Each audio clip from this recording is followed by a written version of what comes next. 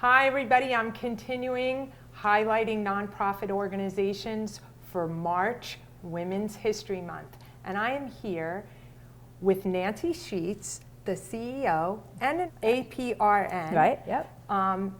Representing Farmington Valley VNA. So why don't you tell us a little bit about what the VNA does? Absolutely. So, and it's confusing in healthcare today. People aren't ever sure really what that even means.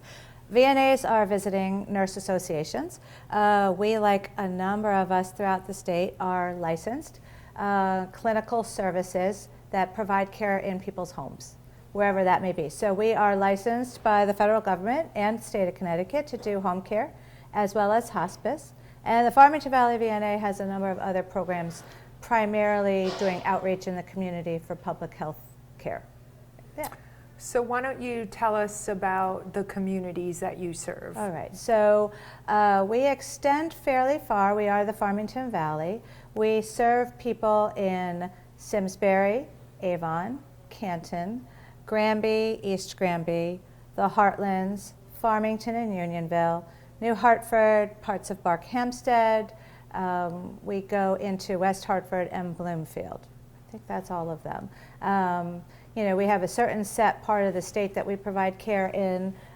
That's predetermined also with the Department of Public Health, so that there's enough care providers in each territory. So that's generally where we service. Okay, and why don't you give people an idea of the services that you offer? Okay, so when you need home care, there's differences, and it's a very confusing world. We provide skilled home care. So the home care we give you is if your physician has ordered it, a physician or APRN or advanced practice, like a PA. And typically we take care of people that are just coming out of a hospital, somebody who may be coming from a nursing home or a rehab center, transitioning to home after an exacerbation of an illness, where it's pretty much determined by the medical people involved that for right now you're still technically homebound. It's still difficult you can't just get in a car and go to a doctor's office or go to outpatient therapy. So if, we try to get people out of the hospital faster today, we have shorter hospital stays, try to get people out of nursing homes more and more, or go right from the hospital to home as opposed to 10 years ago a nursing home. There's a lot that goes on that people still aren't up and independent. So under certain guidelines, we're allowed to come to your house and we give you nursing care. We give you physical therapy, speech therapy, occupational therapy. We also have home health aides. We have social work. So there's a number of services in kind of a team approach that we can do in your home because Medicare and all the insurances say, even Title 19 say, yeah, person can't get out any other place. We're going to try to take care of you where you live. And that's terrific. What we do. Yeah. That is terrific. Yeah. So you do offer an array of services. So have you noticed an increase in need? Very much so. Well before COVID, the healthcare world has been all about getting people to have shorter stays in hospitals. Instead of even having surgeries where you have several days in a hospital, now you go home right away. A lot of things are day procedures. But a lot of people have disability or difficulty managing after a procedure, a surgery, an illness. So the healthcare world's been pushing in that direction for a long time. Plus, the acute care world's the most expensive. And if you could manage the cost better by providing the same level of care, but in your home, it would cost less. So home care and hospice have both seen surges in utilization, in need, and it's only increased, especially throughout the COVID time period when, for a while there in the beginning, nobody wanted anyone to go into the hospital if it could be avoided.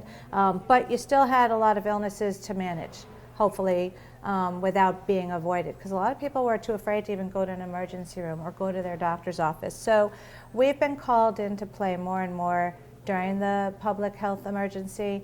I don't see it slowing down anytime soon. Throughout this session, I have heard over and over again that, and I'm going to talk about a need maybe of yours at the moment. So I've heard over and over again that there really is a workforce shortage for healthcare. So I've been asking all of my nonprofits, what are the one thing or what are some things that you might be in need of? And I'm wondering if you're in need of staff. We have been through that crisis a number of times in the last 2 to 3 years. It makes it very difficult, especially when you're a small agency and you are a nonprofit like us, and we are independent. We're not a part of a larger healthcare system. When you lose 2 staff members, it's a big change on how many patients can you take, because you can only have a certain ratio. You know, at one point in 2 years ago, we lost a number of staff members. We have to recognize a couple of things in nursing, maybe more in nursing than other parts of the professions of healthcare. We're aging out. We're getting old. I hate to admit that, but not as many younger people are going into nursing as there once was when I was back in that day. It took a while to find qualified staff. It also came at a price, because I think at this point now, anybody in the healthcare world can kind of pick and choose where they want to go work because the shortage is so severe. So it's an interesting situation to manage. I hate saying it out loud. Right now, we're really strong in terms of our staffing. Good for you. We're very fortunate, but we also have a very incredible community to work in. So it's a draw to work in a smaller nonprofit agency. The staff I have really have been dedicated to our community because they live within our community. I'm incredibly fortunate because they're so gifted, and right now we're at full staff, which is odd. Most of my colleagues are all struggling to find staff. In fact, we were on a state meeting today where we talked about how can we lure younger people or any age people from different professions into the healthcare field, into nursing. And I think there was, I'm not going to have the right statistic, but there are 23,000 candidates to nursing schools, and universities could only take close to 3,000 because there's not even the adequate staff for faculty. So it's a problem, and it's not going to get any better. It really is forecast to be much worse. And without the staff, you have to limit what you take. It will create a significant access to care as time goes on. Yes, and it is a scary prospect. It is. But I'm very thrilled to hear that I'm lucky. You are full staffed Right, at the moment. right, yeah. So initially I was like, what can the community offer? Because obviously you need licensed people to provide your services. Right. But what could the community offer? Well, the community could offer a lot of things, especially as a nonprofit. We have 3 groups in a nonprofit. If you want to be successful, you have a board of directors. All of my board are volunteers. They are not paid members. So if somehow being a part of a healthcare organization is something that you're interested in, we are always looking for board members as directors. And we also, aside from the staff, we have volunteers. VNAs that are nonprofit, or any nonprofit really, should have a set number of people that are volunteers. We have volunteers that work in hospice. We have volunteers that work for our food bank. We have volunteers that work administratively in the office. So there's a number of ways that people could participate and or become a part of our program. They just have to reach out.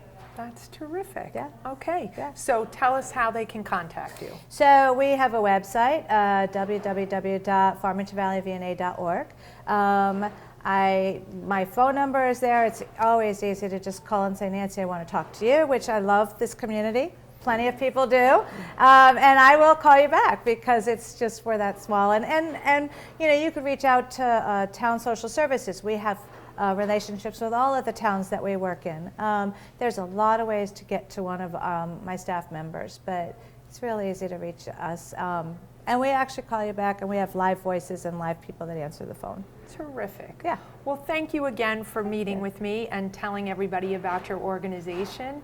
And if you're in need of the services that the VNA provides, please don't hesitate to reach out. And if you're willing to volunteer, please don't hesitate to reach out. It would be great. Thank you. And thank you again for meeting with me. Thank you so much for having me. You're welcome. Thank you.